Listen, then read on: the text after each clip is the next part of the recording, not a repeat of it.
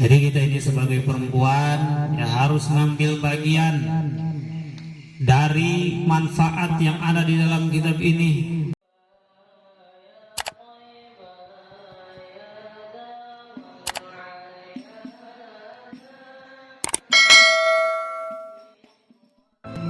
Betapa luar biasanya kalau seandainya kita ini perempuan, kedepannya adalah menjadi perempuan-perempuan yang kuat, punya keimanan, yang punya banyak, punya amalan, perempuan-perempuan yang memang tahan dengan kondisi godaan-godaan zaman, perempuan yang memang bagus diposisikan kita menjadi orang yang soleh. Ya, kalau soleh dong berhenti itu. Jadi yang soleh ini nggak mudah. Sifat-sifatnya di dalam Al-Quran, fasalihatu qanitatun hafizatun lil ghaibi bima hafizallah. Luar biasa. Di dalam Al-Quran itu ada 5 perempuan yang disebutkan ya. 5 perempuan yang disebutkan di dalam Al-Quran, yang tentunya yang baik-baik dan yang tidak baik. Yang baik 2, yang tidak baik 3. Di antaranya adalah istrinya Nabi Nuh. Itu kada baik, kada baik. Yang kedua istrinya Nabi Lut. Itu kada baik. Dan yang ketiga bininya Abu Lahab. Tabbat siyadah Abi Lahab, ma'agna anhu maluhu wa ma kasab, sayasla naran dzata lahab, wa imra'atuhu, imra'ahnya nih nggak disebut zaujatuhu di situ, tapi bahasa sekarang ceweknya Abu Lahab, bininya, nggak disebut istri di situ, imro'ah. Kalau disebutnya nisa, zauja, halilah, itu sebutan-sebutan yang baik. Dalam Al-Quran namanya imro'ah. Wa daraballahu matalan lilladzina kafaru imra'ata Nuhin wa imra'ata Lut. Allah sudah menjadikan contoh pelajaran di muka bumi ini. Ada 5 perempuan yang dicontohkan di dalam Al-Quran itu. Pertama istrinya Nabi Nuh, suaminya seorang nabi, istrinya penentang nabi. Nabi Lut juga begitu, suaminya seorang nabi, istrinya menggerogoti dari dalam, menghancurkan dakwah Nabi Lut. Sehingga masing-masing akhir dari hidupnya, baik istri Nabi Nuh ikut tenggelam bersama anaknya Kan'an, begitu juga istrinya Nabi Lut, bininya Nabi Lut diangkat oleh Allah ke langit. Sampai di langit terdengar kokok hayam itu sampai ke langit, lalu Allah balikkan tanahnya. Setelah diangkat ke atas, dibalik tanahnya. Bagaimana terjun dari atas, jatuh ke bawah, ambles.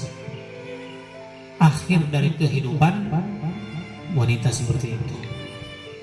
Termasuk bininya Abi Lahab, yang hari-hari kedengkian pada hal itu. Abi Lahab ini kan Lahab, imro'ah namanya Ummu Jamil. Ummu Jamil ini nama lainnya, itu nama bagusnya itu. Ada nama lagi, nama yang lebih kotor. Terus anaknya satu lagi yang laki-laki yang pernah menikah dengan yang dinikahi oleh Sayyidina Utsman bin Affan, itu istrinya. Setelah padahal anaknya siapa? Anaknya Abu Lahab ini. Anaknya Abu Lahab ini istrinya itu baik asalnya, tapi karena dikompori oleh mamanya dengan abahnya, suruh ceraikan karena istrimu ini masih ada hubungannya dengan Muhammad. diceraikan. Setelah diceraikan, maka Nabi menganjurkan suruh menikah dengan Sayyidina Utsman bin Affan untuk menyelamatkan istrinya ini. Apa akhir dari kehidupan mereka tiga orang ini? Abahnya yang pertama meninggal dalam keadaan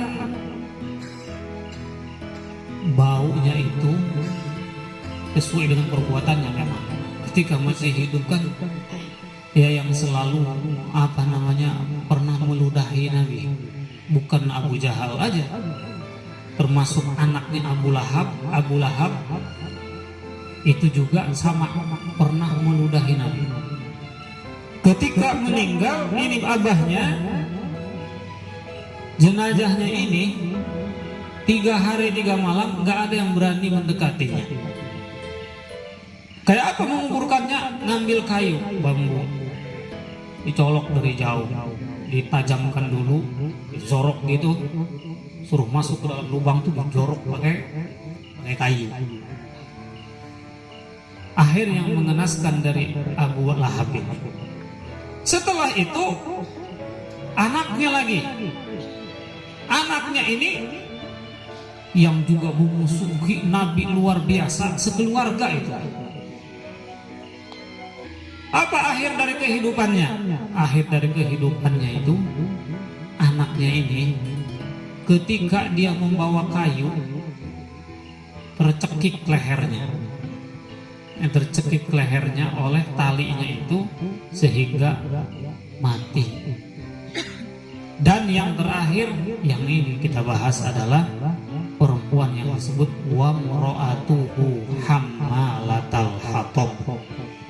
Pekerjaan istrinya ini Abu Lahab adalah membawa setiap hari kayu yang berduri, mencari di mana jalannya Nabi. Di situ jalan Nabi, di situ taruh duri. Di situ Nabi lewat, di situlah taruh duri. Maka itulah kerjaannya, nyari kayu-kayu yang berduri. 3 orang ini akhir dari perjalanan hidupnya sungguh sangat luar biasa mengerikan. Tidak pantas bagi kita untuk meneladani sama sekali. Bahkan kita terpaksa juga nggak boleh, hanya untuk fakta sejarah saja. Nah, yang baik adalah 2 orang saja. Wa Maryam binata Imran allati ahsanat farjaha fanafakhna fihi min ruhina wa saddaqat bi kalimatiha wa kutubihi wa kanat minal qanitin. Satu adalah Sayyidah Maryam dan yang kedua adalah Asiyah, yaitu istrinya Firaun. Maka total perempuan yang akan memimpin di surga ada 5. Pertama adalah Sayyidah Maryam, yang kedua adalah Sayyidah Khadijah, dan yang ketiga adalah Fatimah Zahra. Keempat adalah Asiyah imra'atu Fir'aun. Kelima, yang kelima, 4 kalimat tadi dah. 4 ya, ngeblank. Tadi yang disebutkan dalam Al-Quran 2. Kemudian Sayyidah Khadijah 1. Kemudian Sayyidah Fatimah 1. Dan yang satu lagi PR. Ya. Jadi ternyata itulah yang akan memimpin nanti. Di situ tidak ada Siti Aisyah, tidak disebutkan memimpin di surga, tidak disebutkan memimpin. Walaupun ya adalah ahlul jannah, tetapi pemimpinnya di surga itu kalau dari kalangan pemuda kan gitu, Sayyidina Husain, Kalau dari kalangan apa namanya bapak-bapak, Sayyidina Abu Bakar, itu pimpinan-pimpinannya ada. Dari kalangan perempuan 5 inilah. Maka dengan sebab itu ciri-cirinya adalah orang adalah qanitat, dia menjaga diri. Ini penting, menjaga diri. Menjaga diri pribadi itu dengan apa? Kalau hanya menjaga-jaga aja kita dipagari kita dengan bambu, awas nih saya lagi menjaga diri. Enggak bisa begitu. Menjaga diri itu memagari dari dalam keluar, yakni dengan ilmu pengetahuan. Masya Allah. Hafizat, dia juga adalah orang yang selain qanitat menjaga diri kehormatannya, hafizat menjaga juga orang lain yang di sekitarnya. Karena akan lahir daripada perempuan-perempuan yang baik adalah keturunan-keturunan yang baik. Jadi pada malam hari ini ya, terlalu panjang